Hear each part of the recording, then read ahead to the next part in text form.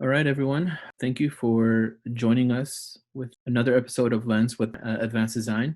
Today, we have a special roundtable with three wonderful guests, Spencer Nugent, Kevin Bethune, and Jasmine Kent. Thank you so much for being here to talk about diversity in design. You know, as everyone knows, that all of us designers live in a design bubble, and we sometimes feel like issues that happen in real life don't affect us. But despite being as progressive of an industry as we might be perceived to be, the design industry, like many other industries, still have a long way to go. And so we're really excited for you to join this conversation around this wider systemic, institutionalized issue on diversity in design. So I'm going to hand things over to our guests, and they're going to tell you a little bit about who they are and what they do. And then we're going to start kind of talking about the subject of this lack of diversity in design. So I'm gonna hand things over to Jasmine first, and then after that, we'll give Kevin the floor, and then Spencer. Hi, everyone. My name is Jasmine. Currently, I work at Under Armour, where I'm a sportswear apparel designer for their run category. So I design apparel head to toe for men's and women. Did you want me to go back into all the way back from undergrad, or just talk about what I do now? Sure, that would be wonderful. Oh, okay. Okay, we can go to the long story. Well, I went to Georgia Tech for undergrad, where I got my bachelor's in architecture, actually. I did architecture there for obviously I got a bachelor's in architecture there, but I started transitioning, getting interested in industrial design my last year. So that's when I started taking ID classes. It's actually when I started following Spencer Nugent, trying to do Sketch-A-Day and draw as cool as he did. It looks a lot better now than it did back in the day. But I graduated there in 2013. I went on to have a postgraduate internship with the ACC, where I did graphic design at Fox Sports Florida. So down in Fort Lauderdale, I was doing animation, graphic design, everything you would see on TV with all of their sports teams, their regional sports teams. After that, I moved back home because that wasn't working out for me. And I worked for my dad's company, BTO, which is a government contracting firm. And I wanted to get back into industrial design, but I wasn't really sure what the careers would look like or what I could do. I didn't do it in undergrad because I just felt like I wasn't creative enough. That sounds stupid now, but to me then it was a reason, like, you're not creative enough, don't do this. These people can draw, you can't. Do something a little bit closer to math and science, but still creative, which I thought was architecture at the time. But I went to the IDSA National Conference when I moved back home, and it really opened my eyes to all the different things you can do as an industrial designer. And to me, it just felt a lot closer to the consumer with the different products that they were making and the process that they had as an industrial designer. So I applied to NC State and got in, and that's where I got my master's in industrial design, and I graduated in 2018. And after that, I moved up to Baltimore, Maryland, because I got a job at Under Armour, where I first started out designing sports bras under their women's training category. And I most recently moved to design their run last summer. So that's my long story. All right, Kevin. All right. Hello, everyone. My name is Kevin Bethune. I'm the founder and chief creative officer for Dreams Design and Life, and we're a think tank based in Redondo Beach, California. We collaborate with businesses big and small to just understand where there are opportunities for growth through a strategic design, human-centered lens, as well as going deep on specific design outcomes that fit within that context, that strategy that we are working on together. And it would go deep on industrial design, ethnographic research, and a few other deep design capabilities. Can talk more about that later. In terms of background, I found design mid-career rather than at the beginning. I started as a mechanical engineer, went to Notre Dame for undergrad.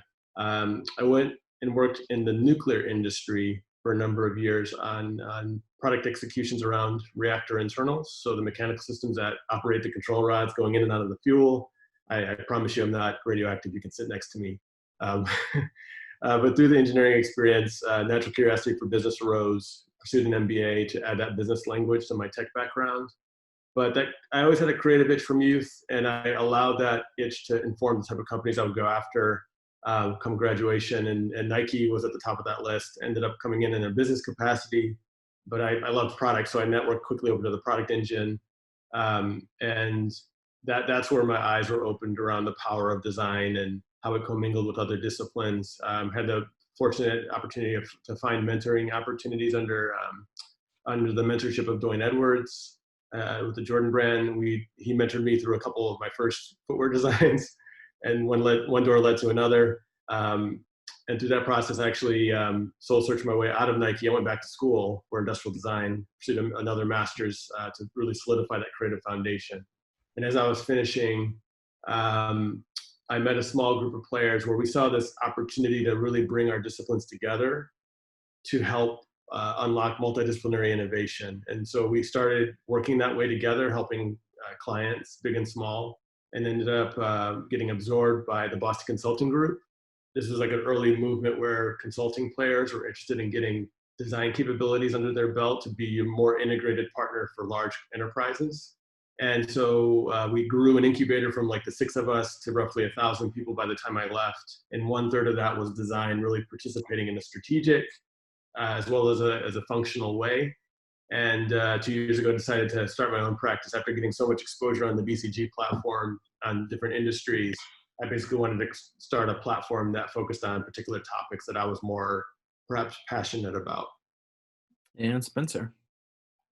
So, I'm Spencer. Most of you know me as the guy who started ID Sketching and Sketchaday, which is true. I have been an industrial designer since, I guess, school. Well, I went to school in 2001, 2002. Oh, no, sorry, my bad. 2003 in Utah. Not very diverse. Came here because of family and religious commitments at the time. A lot's happened since then. Married, divorced, got kids. And so, like I said, a lot of you know me for drawing, but I fancy myself as an all-round creative. I build furniture, I prototype, I CAD. My last job was to kind of build experiences that we could rapidly prototype and test, as far as service design to UI to hardware components to figuring out logistics in businesses. So that was a great experience for me.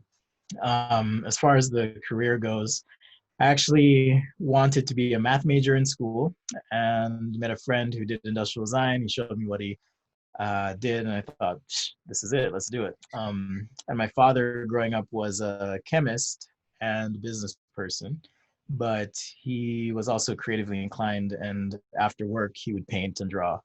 So that's kind of where all of us children got our exposure to art, but I never thought I could do anything with it until I saw industrial design, and everything kind of came together. That creative tinkering side, that artistic expression, problem solving, which is core to mathematics, of course. And so did that, worked at Astro Studios for a few years. Then 2008 happened and we all had to figure out what we were doing. So I started my own business with a friend of mine, John Mullenkamp, designer at GoPro, or principal designer there now. And we did that for a few years. So we focused on the front end of industrial design for a bit, lots of sketching, research, visualizations, all the way up to production and implementation. So at a certain point, just felt like we needed more experience. So we parted ways. I went into the corporate world, as did he, by way of a startup. So similar to Kevin, getting exposed to a lot of different functions and parts, if you will, to the product development process really quickly.